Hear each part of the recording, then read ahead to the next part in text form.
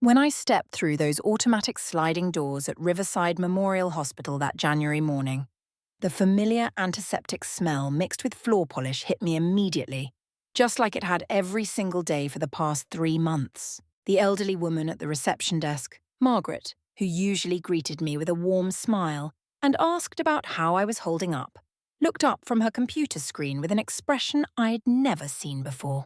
Her face went pale as she recognized me, and she quickly glanced back at her monitor, then at me again, adjusting her wire-rimmed glasses as if she couldn't quite believe what she was seeing. "Mr. Davidson," she said, her voice trembling slightly, "I need to ask you something, and please forgive me if this sounds strange, but are you aware that your wife passed away 4 days ago?"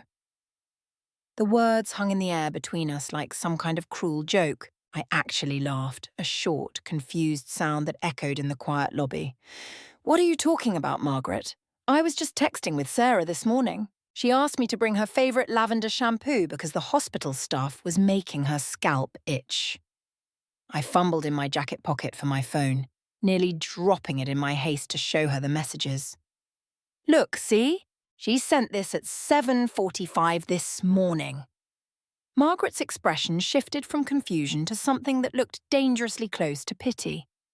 She turned her computer monitor toward me, her arthritic fingers pointing at the screen. The words seemed to blur and sharpen at the same time as I read them. Sarah Davidson, date of death, January 12th, 4:17 a.m. Today was January 16th. My legs felt like they'd turned to water. The lobby started to spin slightly, and I gripped the edge of the reception desk to steady myself. This had to be some kind of mistake. A computer error, a mix-up with another patient.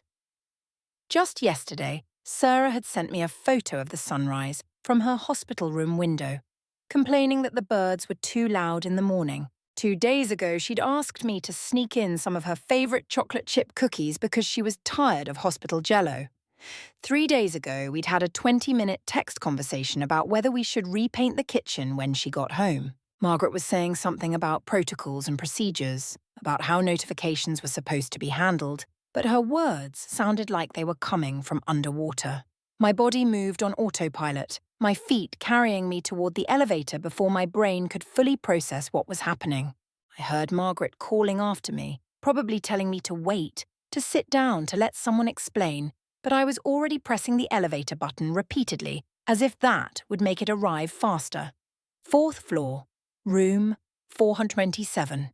I'd walked this path so many times I could do it with my eyes closed.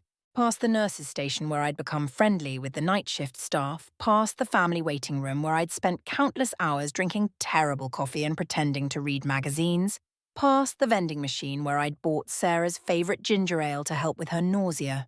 My work boots squeaked against the polished floor as I broke into a run, ignoring the startled looks from staff members who probably recognized me as the devoted husband who visited every single day. The security guards seemed to materialize from nowhere as I burst out of the elevator on the 4th floor. They were calling out to me, their voices urgent but not aggressive, as if they'd been warned I was coming. I dodged around a medication cart, nearly knocking over a stack of lunch trays in my desperation to reach Sarah's room. The hallway stretched out before me like something from a nightmare, seeming to grow longer with each step I took. When I finally skidded around the corner to room 427, the door was wide open. Inside, a young nursing assistant was stripping the sheets from the bed, bundling them into a large laundry cart. The sharp smell of industrial disinfectant burned my nostrils. The room was completely empty. All the get-well cards I'd taped to the wall were gone. The stuffed elephant her sister Emily had brought was nowhere to be seen. Her phone charger, her reading glasses, the soft blue blanket from home that she said helped her sleep, everything had vanished. Even the whiteboard where the nurses wrote their names and the day's goals had been wiped clean, ready for the next patient. The security guards caught up with me, but their touch was gentle as they took my arms. They could see I wasn't a threat, just a man whose world was crumbling around him. The nursing assistant, a girl who couldn't have been more than 22, looked at me with sympathy as she explained that the room had been sanitized 3 days ago, following standard procedure after a patient's passing.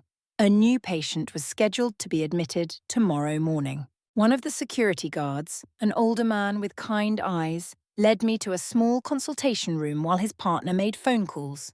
The room had soft lighting and comfortable chairs, the kind of place where doctors delivered bad news to families. I sank into one of the chairs, my mind still refusing to accept what was happening. 20 minutes later, a woman in a navy blue suit arrived. She introduced herself as Linda Chen, the hospital's patient care coordinator. She had a folder with her, and her expression was professionally sympathetic as she sat down across from me. "Mr. Davidson," she began gently, "I'm so sorry for your loss, and I'm even more sorry for how you've learned about it. There seems to have been a serious breakdown in our notification procedures." She opened the folder and showed me the documentation. Sarah had died at 4:17 a.m. on January the 12th. According to the records, her brother Michael had been present at the time of death. He was listed as the family member who had been notified and who had made the initial arrangements. I stared at the paperwork, trying to make sense of it. I'd been working the night shift at the distribution centre, picking up extra hours to help cover the mounting medical bills. Michael had promised to stay with Sarah whenever I couldn't be there. I'd been sending him money regularly, $50 here, $100 there, to cover his gas, parking, meals, and sometimes a motel room so he wouldn't have to make the long drive home. "But I've been getting texts from her," I said, my voice sounding strange and hollow in the quiet room. "Every day. She asked for money for medications just this morning." I pulled out my phone again, showing Linda the string of messages. Linda studied the texts carefully, her expression growing more concerned with each message she read. "Mr. Davidson," she said slowly, "who has access to your wife's phone?" That's when it hit me like a physical blow. The messages had been coming from Sarah's phone, but they hadn't sounded quite like her. I'd attributed the slight differences to her being tired, being on pain medication, being frustrated with her situation. But now, looking at them with fresh eyes, I could see it. The way she'd been asking for money was more direct than usual. She'd stopped using the little emoji she always put at the end of her messages. She hadn't mentioned our cat Oscar once, and Sarah never went more than a day without asking about him. My phone buzzed. Another text from Sarah's number appeared on the screen. "Honey, I'm feeling much better today. The doctor says I might need a special treatment that costs $400. Can you send it to the usual account?" My hands were shaking as I typed back. "Michael, is this you?" The 3 dots appeared immediately, showing someone was typing. Then came the response. "You don't know what it's been like watching her suffer every day while you were at work. Someone had to be strong for her." Linda leaned over to read the message, her face hardening. "Save everything," she said urgently. "Screenshot all of these messages. This is evidence of fraud." I wanted to throw the phone across the room, to scream, to punch something. But instead, I methodically screenshotted every conversation while Linda watched, occasionally pointing out particularly incriminating messages. She made notes on a legal pad, creating a timeline of when the messages had been sent versus when Sarah had actually passed away. "We need to check something," Linda said, picking up the desk phone. She called security and asked about the chain of custody for patient belongings from room 427. After a brief conversation, she hung up and turned to me. "Security confirms that Michael signed for all of Sarah's belongings on January 13th at 6:45 a.m. That's less than 3 hours after she passed away." The phone in my hand kept buzzing with new messages. Michael was getting agitated now, his texts becoming more aggressive. He accused me of being selfish, of not understanding family loyalty. He threatened to tell everyone that I had abandoned Sarah for my job if I kept asking questions. Each message was more desperate than the last, and I screenshotted them all while my hands trembled with a rage that made it difficult to hold the phone steady. Linda put her hand on my arm, a gesture that was both comforting and grounding. "This is good," she said. "Let him keep talking. Every message he sends is more evidence. But Mr. Davidson, I need to ask, do you have any idea how much money you've sent him over the past few months?" I tried to think back, to calculate the total, but the numbers blurred together in my mind, Maybe 2,000, I guessed. Could be more. I didn't keep track. I just wanted to make sure Sarah had someone with her when I couldn't be there. Linda made another phone call, this time to security, asking if they could pull up surveillance footage from the night Sarah died. We walked together to the security office, where a guard was already queuing up the video files on his computer. The timestamp showed 11:23 p.m. on January the 11th, and there was Michael walking out through the main entrance, carrying his backpack and what looked like a plastic shopping bag. The guard fast-forwarded through hours of footage, but Michael never returned that night. The timestamp kept running. Midnight, 1 a.m., 2 a.m., 3 a.m., 4 a.m., past the time when Sarah had died alone in her room. My stomach churned, and I had to grip the edge of the desk to keep from collapsing. Sarah had died alone, after all our promises to each other, after all the money I'd sent to ensure she'd have family with her. She had died alone, while her brother was probably already home in his bed. I thought about her final hours, wondering where everyone was, probably feeling abandoned and scared. The thought made me physically ill, and I had to excuse myself to the bathroom where I barely made it to a stall before throwing up. When I returned to Linda's office, she had printed out screenshots of the surveillance footage and compiled a file with all the documentation. "Mr. Davidson," she said, "I strongly encourage you to file a police report. What Michael has done is not just morally reprehensible, it's criminal. He's committed fraud and possibly identity theft by using your wife's phone to impersonate her." She gave me the contact information for Detective Patricia Williams, who apparently specialized in cases involving financial crimes against vulnerable adults and their families. Linda also suggested I contact the hospital's patient advocacy department and gave me a card for someone named Robert Martinez, who could help navigate the situation. I left the hospital in a daze, walking to the parking garage where my truck had been sitting for the past 3 hours.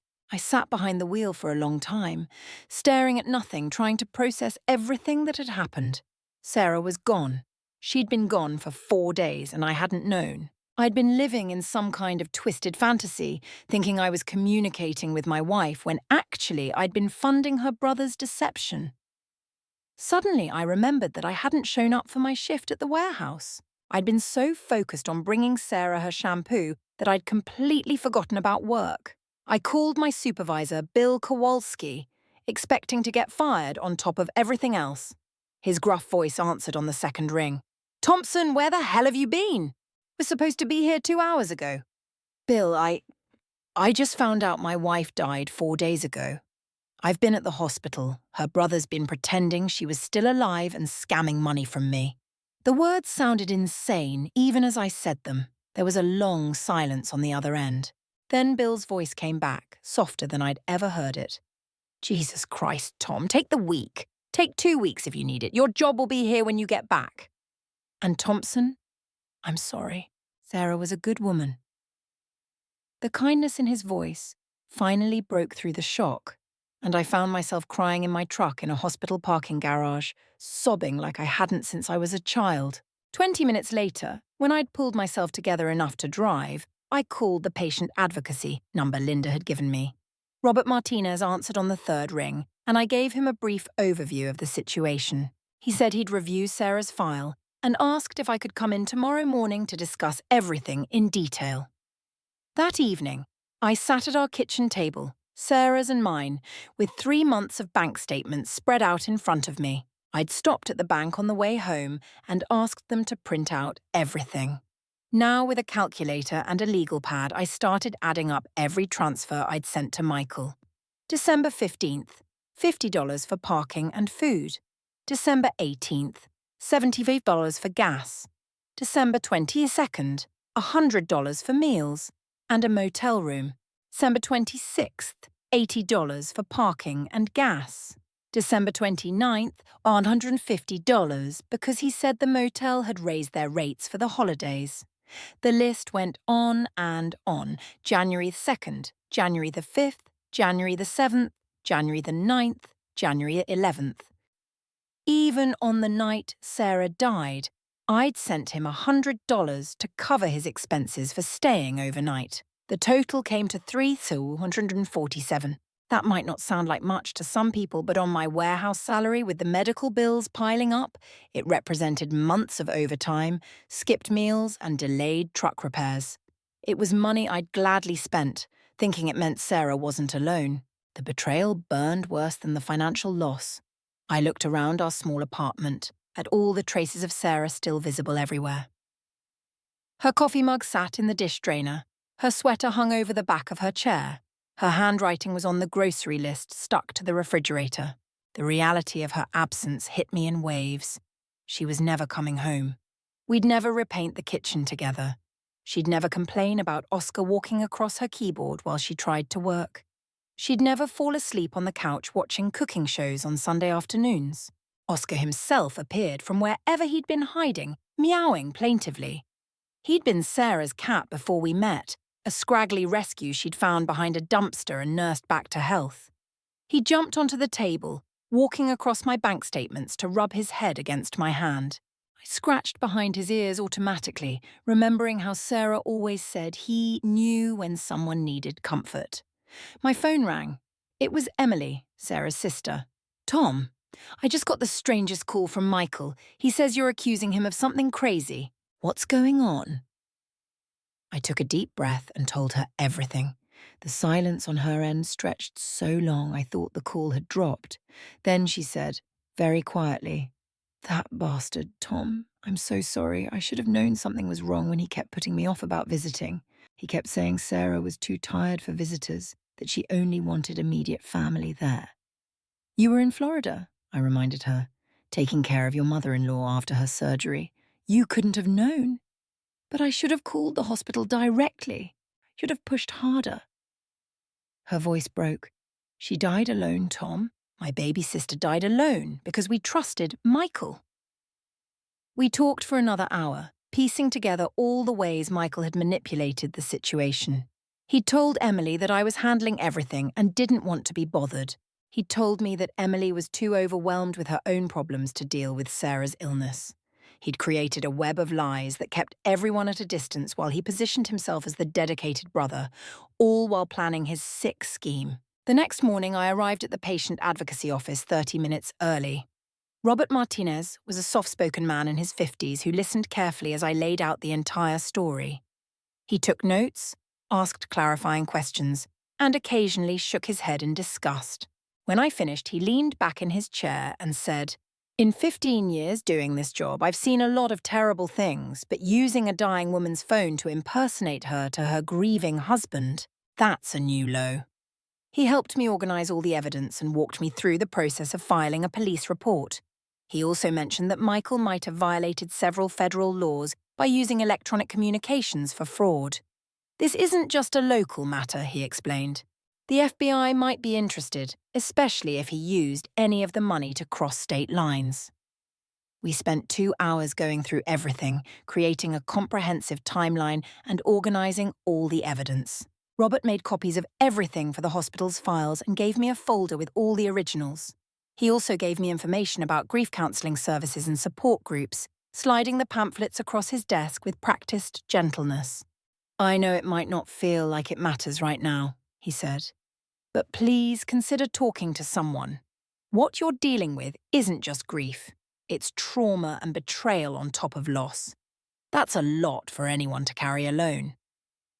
From Robert's office, I went directly to the police station. Detective Patricia Williams was exactly what I'd expected from someone who dealt with financial crimes: sharp-eyed, detail-oriented, and absolutely no nonsense. She reviewed my evidence with professional thoroughness, occasionally asking me to clarify certain details. "The hospital security footage is particularly damning," she said, tapping the printed screenshots. "It clearly shows he left before your wife passed and never returned, combined with the text messages sent after her death. We have a strong case for fraud, identity theft, and possibly elder abuse, depending on how we can prove he treated your wife in her final weeks." She took my official statement, which took another 2 hours. By the time I left the police station, it was late afternoon and I realized I hadn't eaten anything since dinner the night before. I stopped at a diner Sarah and I used to go to, ordering her favorite meal, a turkey club with sweet potato fries, out of habit, before remembering she'd never share it with me again. The waitress, Donna, who'd served us dozens of times, came over with a concerned look. "Honey, where's your better half? I haven't seen you two in a while." I couldn't bring myself to explain everything, so I just said, "She passed away a few days ago." Donna's hand flew to her mouth. "Oh, honey, I'm so sorry. She was such a sweetheart. Always up. They'd found Michael at his apartment and brought him in for questioning. At first, he'd tried to deny everything, claiming I'd given him the money willingly and that he'd never sent any texts. But when confronted with the evidence, he'd broken down and admitted to taking Sarah's phone after she died, seeing an opportunity to get more money from me. "He seemed to think that because you were family, it wasn't really stealing," Detective Williams told me. "He kept saying you owed him for all the time he spent at the hospital. He genuinely doesn't seem to understand the magnitude of what he's done." The memorial service was held on a snowy Saturday morning, 2 weeks after I'd learned of Sarah's death. The funeral home's chapel was packed. Sarah's colleagues from the library where she'd worked, neighbours from our apartment building, friends from her book club, nurses from the hospital who'd cared for her. They all came to say goodbye. Emily flew in from Florida and gave a beautiful eulogy about the sister who'd taught her to be brave, to find joy in small things, and to always choose kindness. I'd prepared something to say, but when the time came, I could barely get through it. I talked about the woman who'd made me laugh every single day, who'd adopted a half-dead cat and loved him back to health, who'd faced her illness with grace and humour even when she was terrified. I didn't mention Michael or how she'd died alone. This was about celebrating Sarah, not dwelling on the betrayal. Michael, of course, didn't attend. He was out on bail awaiting trial, and his lawyer had advised him to have no contact with the family. Emily and I were grateful for his absence. Several people asked where Sarah's brother was, and we simply said he couldn't make it. The truth would have overshadowed the service, and Sarah deserved better than that. After the service, we held a reception at the community centre. People shared stories about Sarah that I'd never heard. Her colleague from the library told me about how Sarah had started a program to deliver books to elderly people who couldn't leave their homes. A woman I didn't recognise introduced herself as someone Sarah had tutored in English when she first immigrated to the country. Story after story painted a picture of a woman who'd touched more lives than I'd even realised. The next few months blurred together in a haze of legal proceedings, grief counselling, and trying to rebuild some kind of life without Sarah. The criminal case against Michael moved forward slowly, but steadily. He'd been charged with fraud, identity theft, and exploitation of a vulnerable adult. His lawyer tried to negotiate a plea deal, but the prosecutor, encouraged by the mountain of evidence, refused to offer anything lenient. I started attending a grief support group that met at the hospital every Tuesday evening. At first, I just sat and listened to other people share their stories of loss. There was a strange comfort in being around people who understood the weight of grief, who didn't tell me I needed to move on or that Sarah was in a better place. They understood that some days just getting out of bed was a victory. Detective Williams kept me updated on the investigation. They'd found evidence that Michael had done something similar before, though on a smaller scale. An ex-girlfriend reported that he'd used her credit cards after they'd broken up, pretending to still have permission.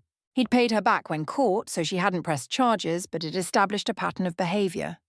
3 months after Sarah's death, I finally felt ready to go through her things properly. Emily came to help, and we spent a weekend sorting through clothes, jewellery, books, and all the small objects that made up a life. We donated her professional clothes to a charity that helped women entering the workforce. Her books went to the library where she'd worked with a bookplate in her memory.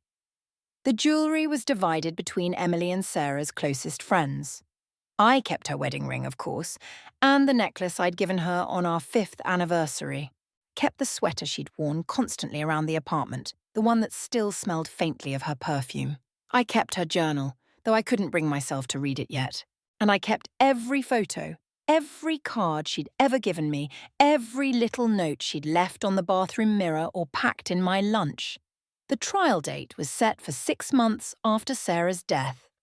As it approached, I met several times with the prosecutor to prepare my testimony. She warned me that Michael's defense would likely try to paint him as a devoted brother overwhelmed by caregiver stress. They might even try to suggest that I'd abandoned Sarah for my job, making Michael the only one who truly cared for her. "I need you to stay calm on the stand," she advised. "No matter what they say, no matter how they try to twist things, the evidence is on our side, but juries respond to emotion. If you lose your temper, it could hurt our case." The trial lasted 4 days. I testified on the second day, laying out the timeline of events, the money I'd sent, the trust I'd placed in Michael. The defense attorney did indeed try to paint me as an absent husband who'd left all the caregiving to Michael. I kept my composure, answering each question calmly, even when he suggested that I was only upset about the money, not about my wife. "I would have given Michael every penny I had if it meant Sarah had company in her final moments," I said, looking directly at the jury. "The money means nothing. What matters is that he let her die alone while lying to me about being there. He stole more than money. He stole her dignity, her last words, any chance for proper goodbyes. He stole the comfort she should have had in her final hours." Several jurors were visibly emotional. Even the judge seemed affected. Michael, sitting at the defense table, wouldn't meet my eyes.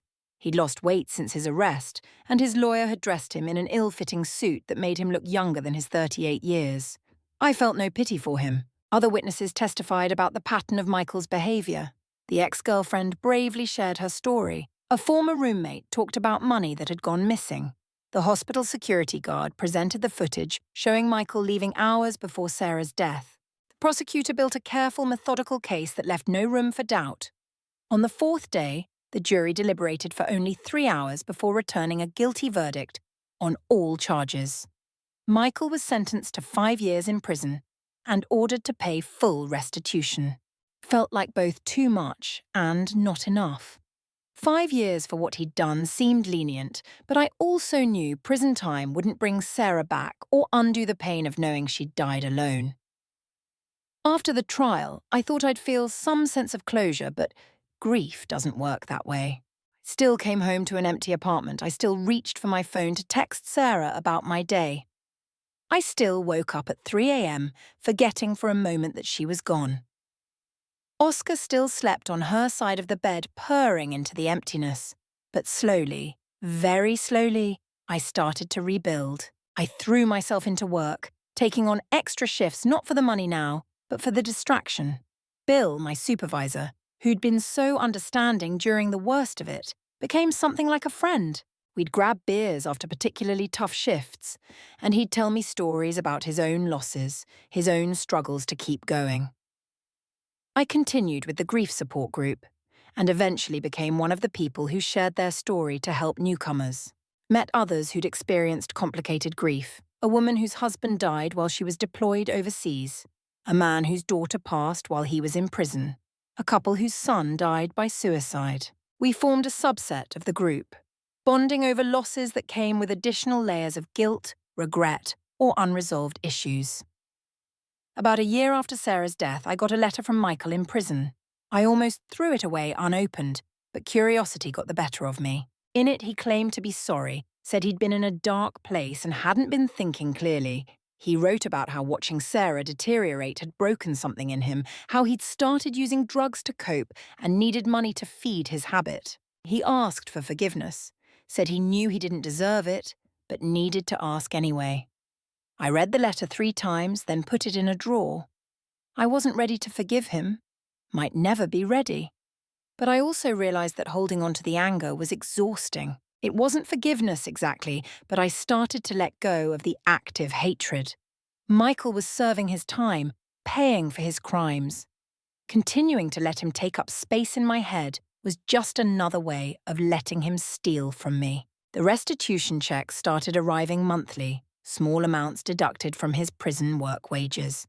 It would take years for him to pay back everything, but I didn't care about the money. I donated each check to the hospital's patient advocacy program in Sarah's name. Felt like turning something ugly into something that might help others. Life continued to move forward, whether I wanted it to or not. Seasons changed. I got promoted at work, partly because I'd thrown myself so completely into the job. I adopted another cat, a skinny tabby who showed up at my door one rainy night and never left. Oscar accepted the new addition with typical feline disdain that gradually warmed to tolerance. 2 years after Sarah's death, I met someone at the grief support group. Linda had lost her husband to a drunk driver, and like me, she was dealing with complicated feelings about the person responsible for her loss. We started having coffee after meetings, sharing stories about our spouses, about rebuilding our lives, about the guilt that comes with moving forward when the person you love can't. It wasn't a whirlwind romance. We were both too damaged for that, too aware of how quickly life could change. There was comfort in being with someone who understood that I still wore my wedding ring, who didn't mind that Sarah's photos were still displayed throughout my apartment, who knew that some days would always be harder than others. We took things incredibly slowly. Coffee became dinner. Dinner became movies.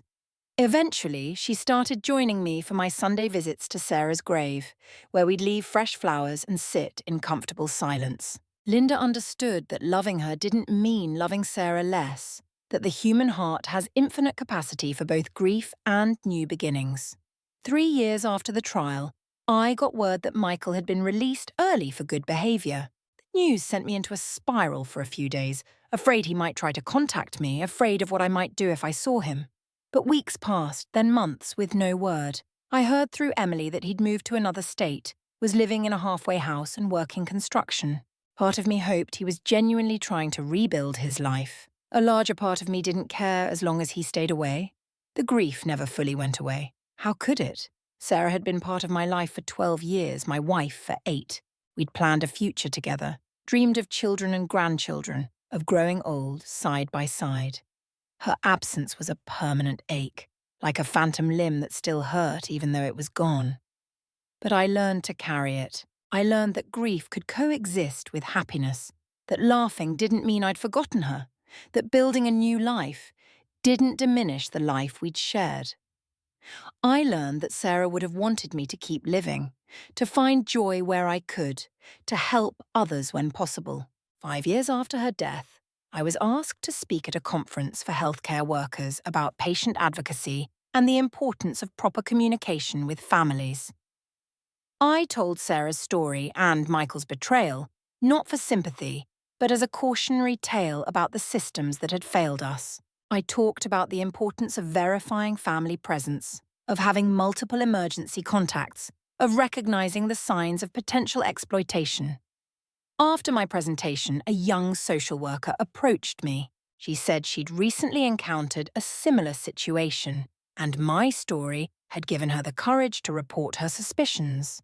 An elderly patient's son had been claiming to visit daily while collecting money from other family members for his expenses, but staff rarely saw him. Because of my story, she'd started documenting discrepancies and alerted authorities. It felt like something positive coming from our tragedy. Sarah would have liked that. She always believed in helping others, in making the world a little better where you could. In a strange way, her story continued to touch lives even years after her death.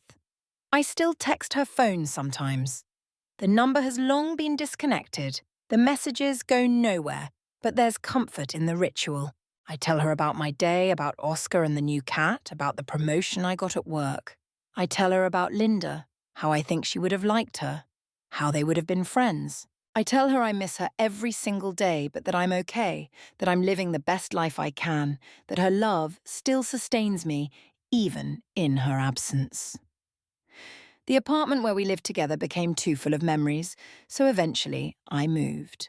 But I brought the important things with me: her photos, her favourite mug, the blanket she'd crocheted during her first round of treatment. These objects became talismans, physical reminders of a love that transcended death and betrayal. I continued to attend the grief support group, now as a facilitator rather than just a participant. I met countless people dealing with loss, each story unique but the pain universal. Some had straightforward grief, still devastating but uncomplicated. Others, like me, dealt with additional layers of trauma, betrayal, or unresolved issues. I tried to help them all, sharing what I'd learned about surviving the unsurvivable. The financial impact of Sarah's illness and the money stolen by Michael took years to fully resolve. Medical bills continued to arrive for months after her death. A cruel reminder of the American healthcare system's indifference to human suffering. But slowly, with the help of the Patient Advocacy Department and a pro bono lawyer Emily found, we negotiated most of them down or had them forgiven entirely. I learned to cook the meals Sarah used to make, following her handwritten recipes that I found in a box while packing. Her chicken soup that could cure any ailment, the lasagna she made for special occasions, the chocolate chip cookies she'd perfected over years of experimentation. Making these dishes felt like a form of communion with her memory, keeping part of her alive through the simple act of cooking. Seasons cycled through, spring to summer to fall to winter and back again. Each holiday, each anniversary, each ordinary Tuesday brought its own challenges and small victories. I learned that grief wasn't linear, that healing wasn't a destination, but a journey that would last the rest of my life. 7 years after Sarah's death, I received an unexpected package. Inside was Sarah's phone, the one Michael had used for his deception. A note from the prosecutor's office explained that evidence from closed cases was being returned. I held the phone for a long time, this object that had been both a connection to Sarah and the instrument of such a cruel betrayal. I charged it and turned it on. The wallpaper was still a photo of us from our last anniversary dinner before she got sick. Her apps were all still there. Her reading app, with books half finished. Her music playlist titled Hospital Jams, that she'd made to keep her spirits up during treatment. Photos she'd taken in those final weeks. But I couldn't bring myself to read the messages, knowing that some of them were really from her. And others were Michael's deception. Instead, I backed up all her photos and videos to preserve the real memories, then had the phone destroyed. The grief support group evolved over the years. Some members moved away, some stopped coming as they found their own ways to cope. And sadly, some joined their loved ones in death. But new faces always appeared, people freshly devastated by loss and looking for understanding. I tried to be for them what the older members had been for me. Proof that survival was possible, that life could continue even when it felt impossible. Linda and I eventually married in a small ceremony attended only by close family and friends.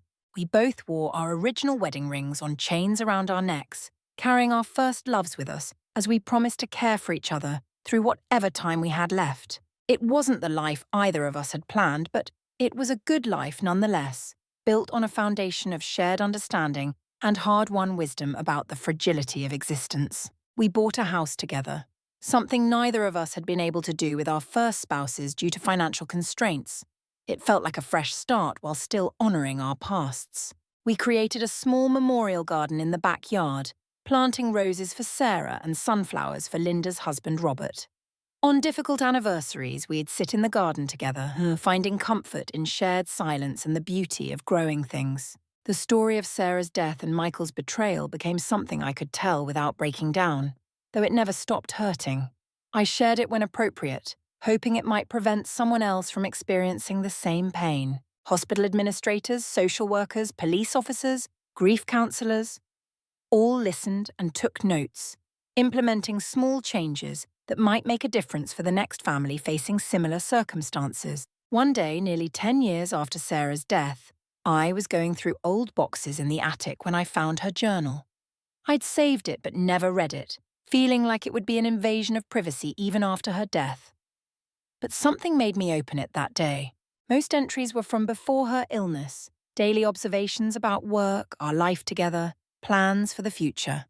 But the final entry, dated just days before she went into the hospital for the last time, made me sit down hard on the dusty attic floor. "I know Tom will blame himself if something happens to me," she'd written in her neat handwriting. "I need him to know that every moment with him has been worth it. That his love has made me braver than I ever thought I could be. That even if the worst happens, I'll die knowing I was truly, deeply loved. I hope he finds happiness again. I hope he lets himself. He deserves all the joy this world can offer." I sat in that attic and cried like I hadn't in years, Not from grief this time, but from a kind of release. Sarah had known. She'd known I might struggle with guilt, with moving forward, with finding happiness again. And she'd given me permission, had wanted it for me. It felt like a final gift from beyond the grave, one more act of love from a woman who'd never stopped giving. I brought the journal to Linda, and we read it together. She held me as I cried, understanding that healing isn't linear, that old wounds can reopen unexpectedly, but that doesn't mean progress hasn't been made. We talked about Sarah and Robert late into the night, sharing stories, honouring their memories while being grateful for the life we'd built together. The restitution checks from Michael had long since stopped. He'd paid back everything he owed, though money could never compensate for what he'd really stolen. I heard through Emily that he'd gotten married, had children, seemed to be living a quiet life several states away. I felt no desire to reach out, no need for dramatic confrontation or formal forgiveness. He was simply someone who'd been in my life during its darkest period, a shadow that had finally faded as I stepped into the light. Sarah's story became part of the training at the hospital where she died. New staff learned about the importance of verifying family presence, of having systems in place to prevent exploitation of vulnerable patients and their families. The Patient Advocacy Department created a Sarah's Fund to help families dealing with medical debt and fraud. Her legacy lived on in these small but important ways, turning our tragedy into safeguards for others. As I grew older, the sharp edges of grief continued to soften. I could remember Sarah's laugh without crying, could tell stories about our life together that brought smiles instead of tears. The scar tissue around that wound would always be there, but it no longer defined me.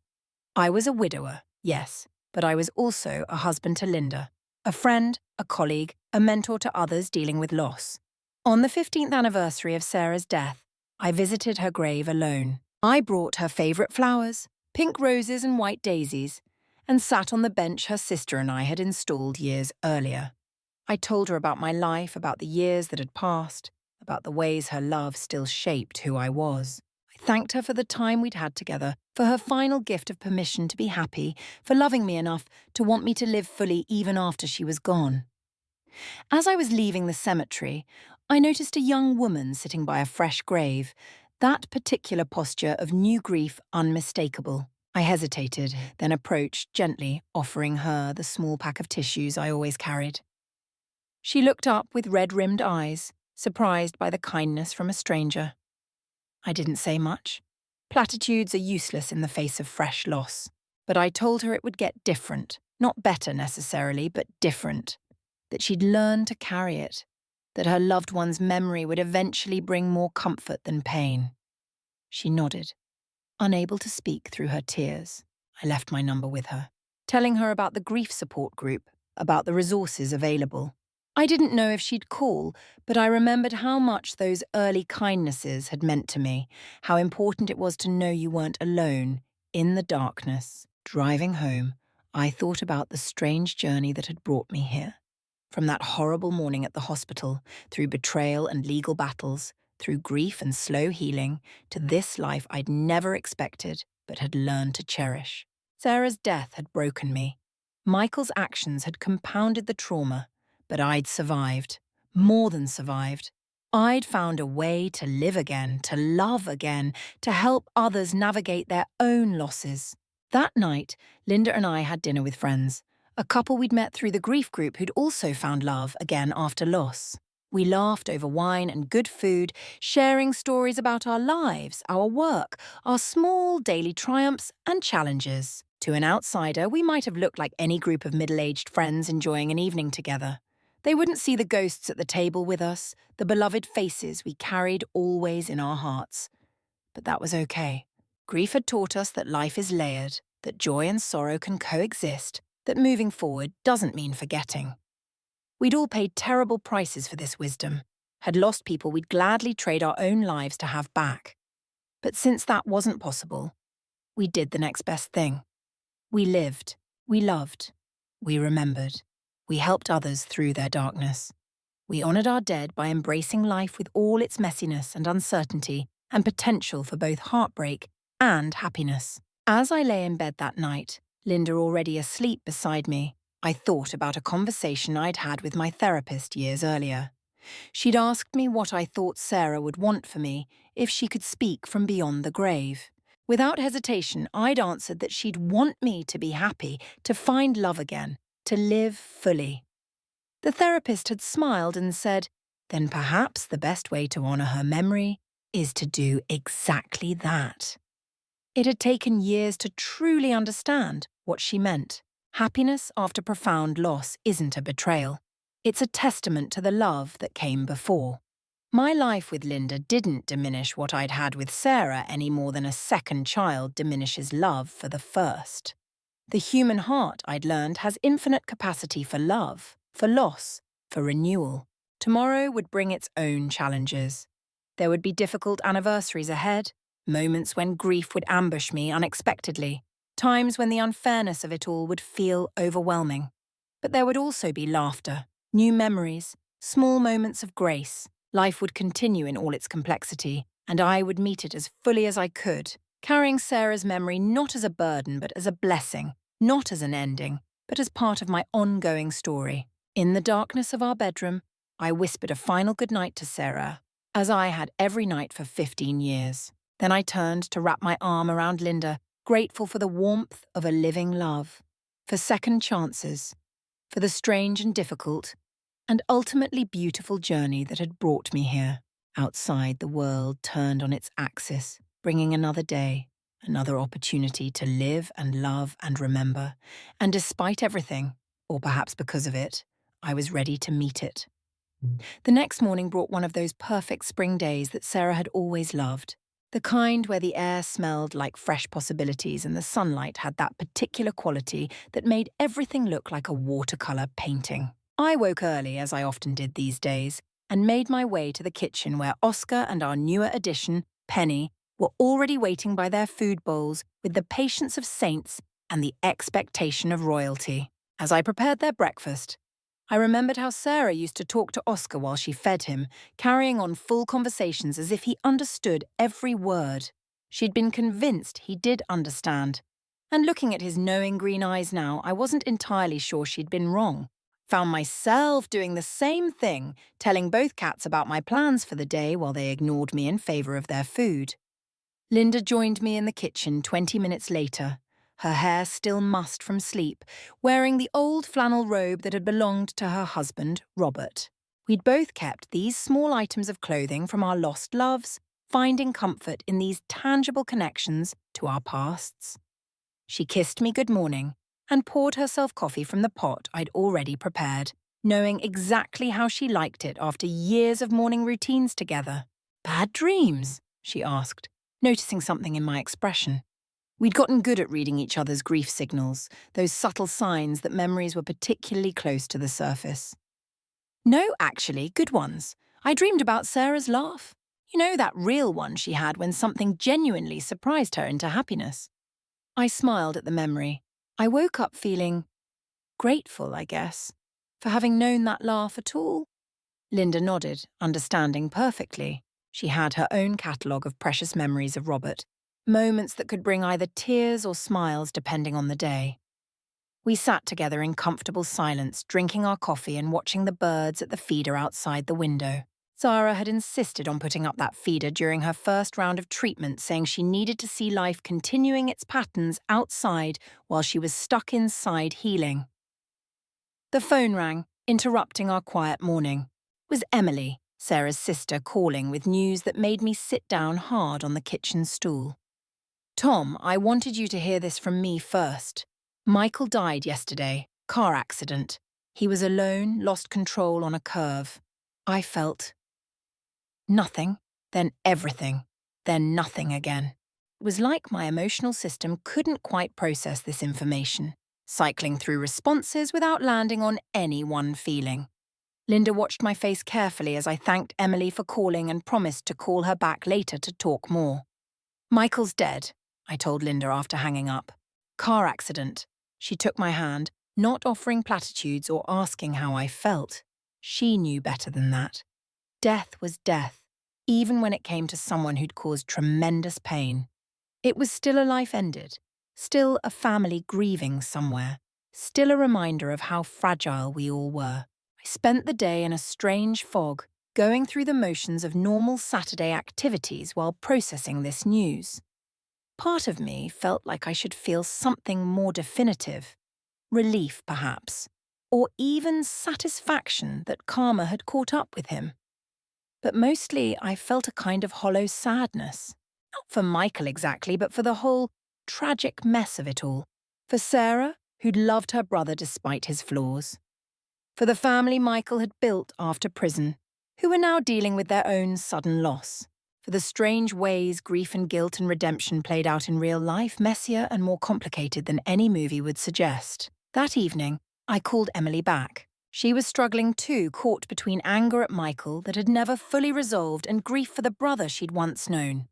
Before addiction and bad choices had twisted him into someone capable of such cruelty.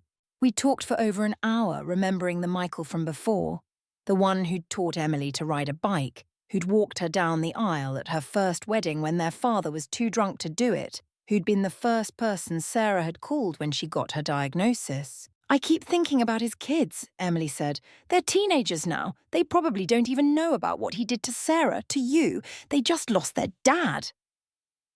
We agreed to send flowers to the funeral but not attend. It felt like the right balance, acknowledging the human loss without pretending a reconciliation that had never happened.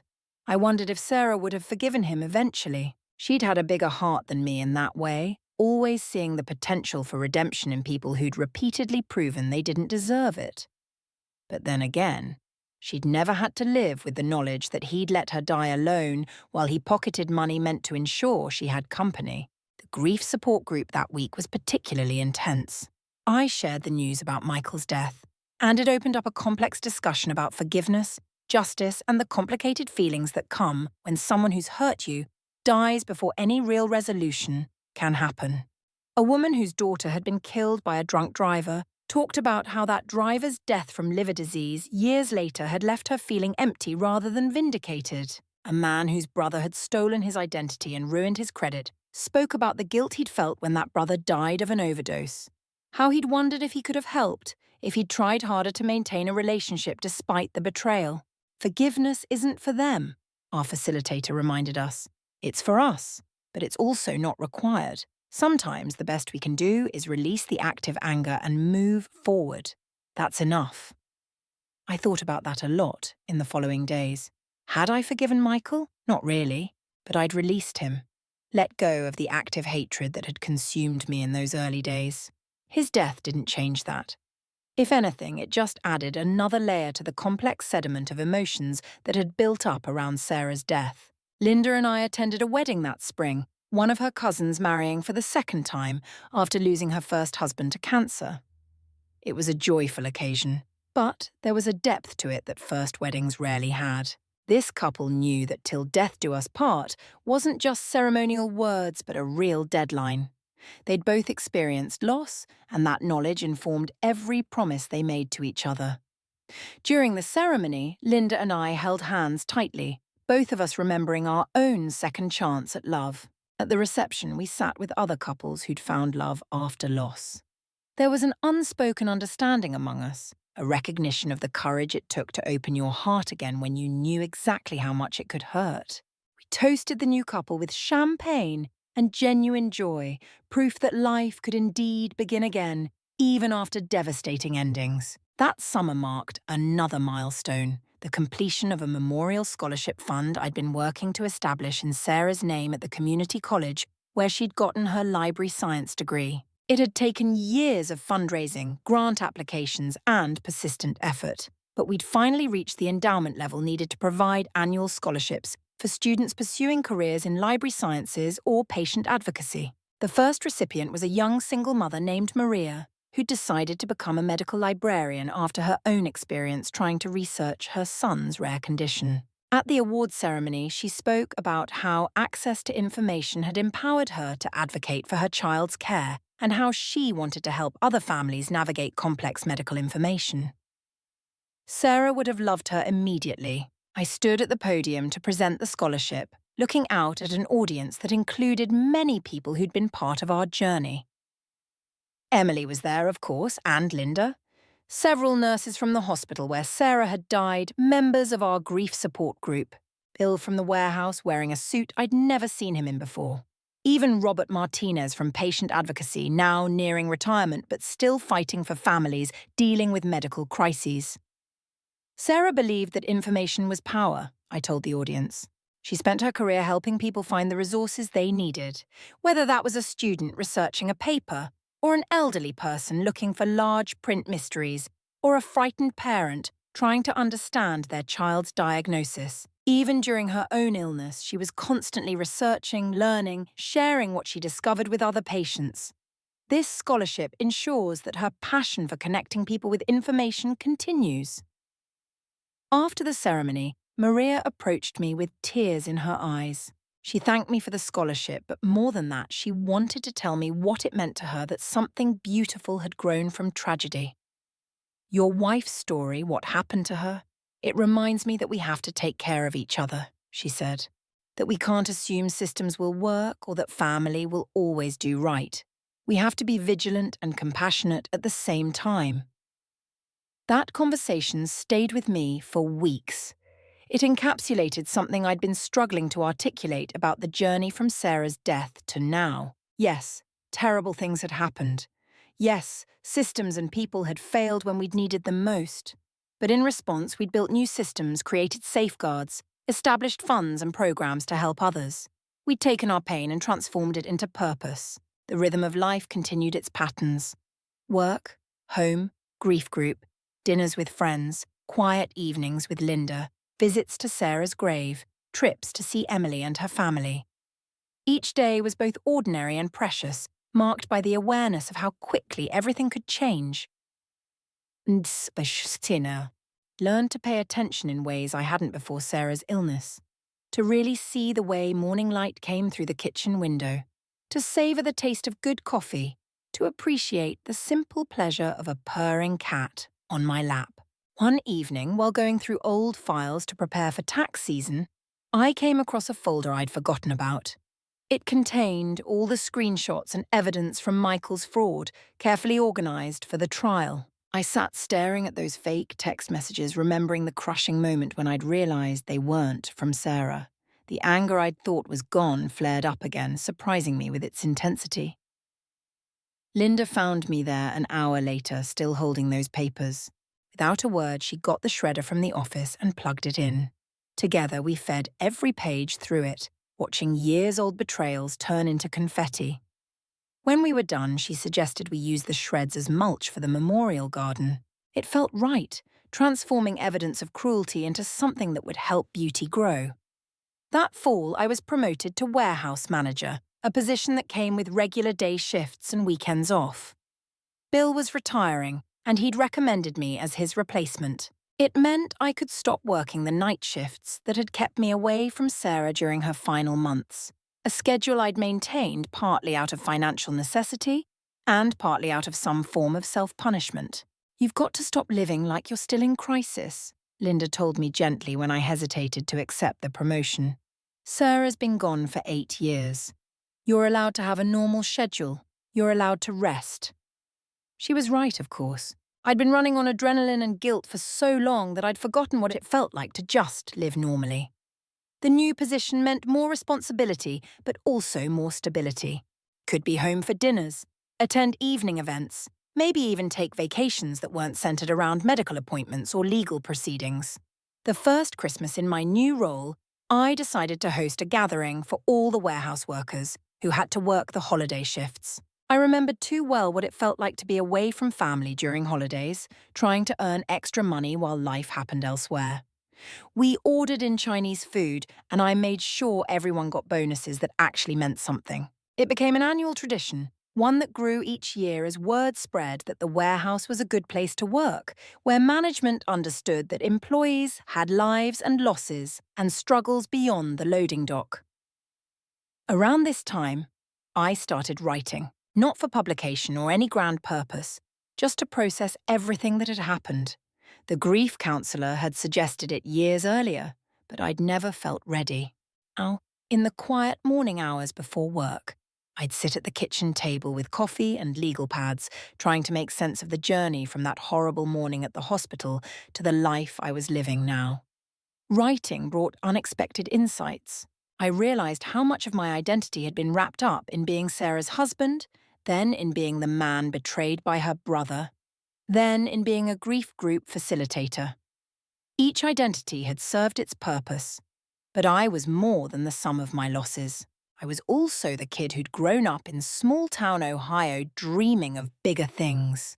The young man who'd met an amazing woman at a terrible party and knew within minutes that his life had changed. The husband who'd learned to love, not once but twice. The friend, the colleague, the mentor, the flawed human trying to make sense of an often senseless world. Linda read some of what I wrote when I was ready to share it. She had her own journals, her own processing of grief and renewal. Sometimes we'd read passages to each other over breakfast, sharing insights and memories, marveling at how differently we'd experienced similar losses. It brought us closer, this willingness to be vulnerable with our histories and our ongoing struggles. One morning, I woke to find Linda already up, sitting in the memorial garden despite the early spring chill. I brought her coffee and a blanket, sitting beside her on the bench we'd installed between Sarah's roses and Robert's sunflowers. "Today would have been our 30th anniversary," she said quietly. "Robert's and mine. We were planning to go to Italy. He'd been learning Italian from those silly apps, practicing on the dog. We sat together as the sun rose, not talking much, just being present with the weight of what-ifs and might-have-beens. These moments still came for both of us. These collisions with the lives we'd planned but never got to live. They didn't come as often as they used to, and they didn't destroy us the way they once had, but they still deserved recognition and space." Later that I did the same with photos of Sarah, sharing memories that I'd kept locked away, too painful to revisit until now. "We're so lucky," Linda said at one point, looking at a picture of the four of us who would never meet in life. "To have loved like this, to have been loved like this, and to have found each other after." She was right. Despite everything, the illness, the betrayal, the grief, the long journey back to something resembling wholeness, we were lucky. Not everyone got a first great love, much less a second chance at happiness. We'd paid dearly for this wisdom, but it was ours now, hard-won and precious. As the 10-year anniversary of Sarah's death approached, I felt a shift in how I carried the grief. It was still there, would always be there, but it had transformed from a crushing weight to something more like a sacred stone I carried in my pocket. Always present, sometimes heavy, but smooth now from years of handling, its sharp edges worn away by time and tears and the slow work of healing. Emily and I planned a larger memorial for the anniversary. Not a funeral. We'd done that already, but a celebration of Sarah's life and legacy. We reached out to everyone whose lives she'd touched, everyone who'd been part of the journey since. The response overwhelmed us. The library where she'd worked wanted to host it. Former patients she'd helped wrote to say they'd attend. Medical staff who'd cared for her, people from the grief support group, recipients of the scholarship fund, families helped by the patient advocacy program established in her name. So many people wanted to be there. The night before the memorial, I couldn't sleep. I walked through our quiet house looking at the life Linda and I had built together. It was a good life, filled with love and purpose, and the kind of deep appreciation that only comes from knowing how quickly it can all disappear. But I missed Sarah with an intensity that surprised me. 10 years and I could still hear her voice, still remember the exact shade of her eyes, still feel the absence of her in the world like a missing tooth. My tongue couldn't stop finding. I ended up in the memorial garden, sitting on the cold ground between the roses and sunflowers. The cats had followed me out, winding around my legs with feline concern. I talked to Sarah, telling her about the memorial, about the lives she'd touched, about the strange journey that had brought me here. I told her about Michael's death, about the scholarship recipients, about the love I'd found with Linda. I thanked her for the time we'd had, for the lessons her loss had taught me, for the ways her love continued to shape the world even a decade after her death. When I finally went back inside, Linda was awake, making tea in the kitchen. She didn't ask where I'd been or why. She just handed me a mug and held me while I cried. Not the desperate sobs of early grief, but the cleansing tears of someone who'd learned that love persists beyond loss. That memory can be a blessing rather than a burden. That the human heart's capacity for both sorrow and joy is essentially infinite. The memorial the next day was everything Sarah would have wanted, not somber, but celebratory. Filled with stories and laughter and tears and the kind of genuine connection she'd fostered everywhere she went. Maria, the first scholarship recipient, now a successful medical librarian, spoke about how Sarah's legacy had changed her life. The current director of the Patient Advocacy Programme talked about the families helped by Sarah's fund. Emily read excerpts from Sarah's journals, entries about hope and fear, and the importance of finding beauty even in difficult circumstances. I spoke last, sharing not just memories of Sarah but the journey since her death. I talked about Michael's betrayal and eventual fate, about the systems that had failed us, and the new ones we'd built in response. I talked about grief as a lifelong companion rather than something to be conquered. I talked about second chances and the courage required to remain open to love after loss. Most importantly, I talked about how Sarah's life continued to ripple outward, touching people she'd never met, solving problems she'd never faced, bringing light to dark places through the programs and people her memory had inspired. Sarah believed in the power of small kindnesses, I concluded. A book recommendation to a lonely patron, a joke to make a fellow patient smile, a hand to hold during scary medical procedures. These seemed like small things at the time, but they rippled outward in ways we're still discovering. Every scholarship recipient who goes on to help others, every family saved from medical fraud by the protocols put in place after her death, every person who finds hope in grief support groups, they're all part of Sarah's legacy. Love doesn't end with death. It transforms, spreads, finds new expressions. Sarah taught me that, even in her absence. After the memorial, we held a reception at the library. People mingled among the stacks where Sarah had worked, sharing stories and memories. I overheard conversations about books she'd recommended that had changed perspectives, programs she'd started that were still running, lives touched in ways small and large by her presence in the world. It was exactly what she would have wanted. People connecting over stories and shared humanity. As the reception wound down, a young woman approached me hesitantly. She introduced herself as Michael's daughter, Stephanie. My chest tightened, but I kept my expression neutral as she explained that her Aunt Emily had told her about the memorial after her father's death. She'd been wrestling with what she'd learned about her father's actions and wanted to apologize, even though she'd been just a child when it happened. "I know it doesn't change anything," she said, her eyes bright with unshed tears. "But I needed you to know that not everything about him was bad. He was a good father, even if he was a terrible brother. He never told us what he'd done, but I think he carried the guilt every day. He had nightmares. He'd call out Aunt Sarah's name in his sleep." I didn't know what to say. Part of me wanted to rage at her, to tell her exactly what her father had stolen from Sarah and from me. But looking at her young face, seeing Sarah's eyes in her features, they'd been siblings after all, I found only sadness. She was another casualty of Michael's choices, a child growing up with a father haunted by his own cruelty. "Thank you for coming," I finally managed. That took courage. Sarah she would have appreciated it. It wasn't forgiveness. I wasn't capable of that, might never be. It was acknowledgement that the ripples of tragedy spread in all directions, that Michael's children were victims too in their way. After she left, Linda found me sitting in the library's quiet reading room, processing this unexpected encounter. "You okay?" she asked, sitting beside me. "I don't know," I answered honestly. "I didn't expect." She looked like Sarah. Around the eyes. "It's complicated." "Most important things are," Linda said, taking my hand. As we drove home that evening, I thought about the strange paths life takes. If Sarah hadn't gotten sick, if Michael hadn't betrayed us, if I hadn't met Linda in grief group, if 1,000 tiny moments had gone differently, who would I be now? The multiverse of possibilities was infinite and ultimately unknowable. All we had was the path we'd actually walked, with all its pain and unexpected grace.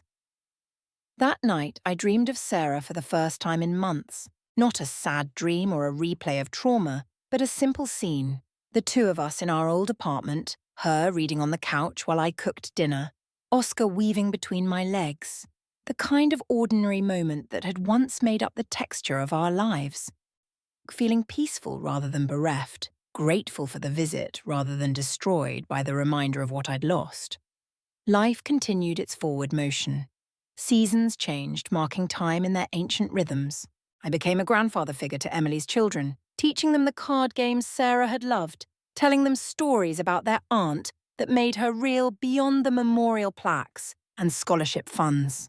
Linda and I travelled to places we'd always talked about visiting, carrying photos of Sarah and Robert with us, sharing the experiences with them in the only way we could. The grief support group evolved, with new facilitators taking over as original members moved on to different phases of healing. I still attended occasionally, especially when someone was dealing with complicated loss involving betrayal or family dysfunction. My story had become part of the group's institutional memory. Proof that survival was possible even when grief came tangled with anger and complex trauma. One day, clearing out old boxes in preparation for a move to a smaller house, the kids were grown, we didn't need so much space. I found the bag of shredded evidence from Michael's trial that we'd never used in the garden. On impulse, I took it outside and scattered the pieces to the wind, watching years-old pain turn into confetti that disappeared on the breeze. It felt like a final release. The last physical remnant of that horrible time transformed into nothing more than particles on the wind. That evening, Linda and I sat in our memorial garden, admiring how much everything had grown. Sarah's roses climbed the trellis we'd installed, reaching toward the sky in a cascade of pink blooms. Robert's sunflowers stood tall and proud, their faces following the sun's path across the sky. Between them, other plants had found their way. Volunteers carried by wind or birds, creating a wild beauty neither of us had planned but both appreciated. "I've been thinking," Linda said, breaking our comfortable silence, "about legacy, about what we leave behind. Sarah and Robert, they're still here in so many ways. In the programs that help people, in the stories we tell, in the way we've learnt to love after loss. Even Michael, in his way, created change. His betrayal led to new protocols that protect other families." She was right. We're all connected in ways we rarely consider, our actions rippling outward in directions we can't predict or control. Sarah's death had been a tragedy, Michael's betrayal a cruelty that compounded grief with trauma. But from that darkness had come unexpected light, programs that helped others, connections between people who understood loss, love that bloomed in unlikely soil. As twilight settled over the garden, I thought about the young woman at the hospital that morning so many years ago, confused and frightened, not knowing her world was about to shatter. If I could go back, would I change things? Of course. I'd give anything to have Sarah alive, to have never experienced Michael's deception, to have lived the simple, happy life we'd planned. But I couldn't go back. None of us can. All we can do is move forward, carrying our dead with us, transforming our pain into purpose when possible, learning to live fully despite the knowledge of how much we can lose. It's not the life I'd chosen, but it's the life I have, and I've learnt to be grateful for it, for Linda's love, for the ways I've been able to help others, for the ongoing presence of Sarah in the lives still touched by her memory.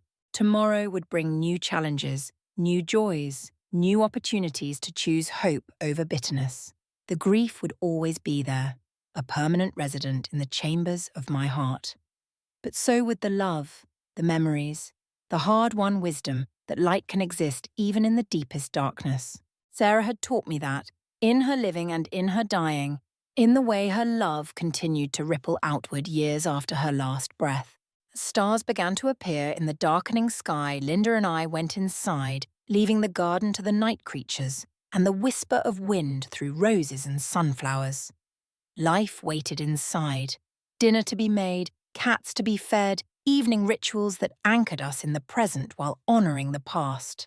We moved through these ordinary tasks with the mindfulness of those who know how precious ordinary can be, how quickly it can be taken away, how important it is to cherish what we have while we have it. Later, lying in bed, I performed my nightly ritual.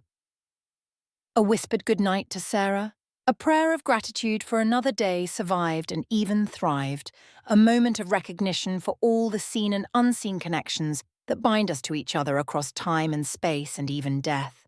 Then I turned to Linda, grateful for the warm reality of her presence, for second chances, for the mysterious ways love persists and transforms and finds us even in our darkest moments. Outside, the world continued its ancient dance of destruction and creation, loss and renewal, ending and beginning. And we, small players in that vast drama, continued too. Loving, losing, learning, growing, carrying our dead with us as we stumbled toward whatever light we could find or create. It was enough. More than enough. It was everything.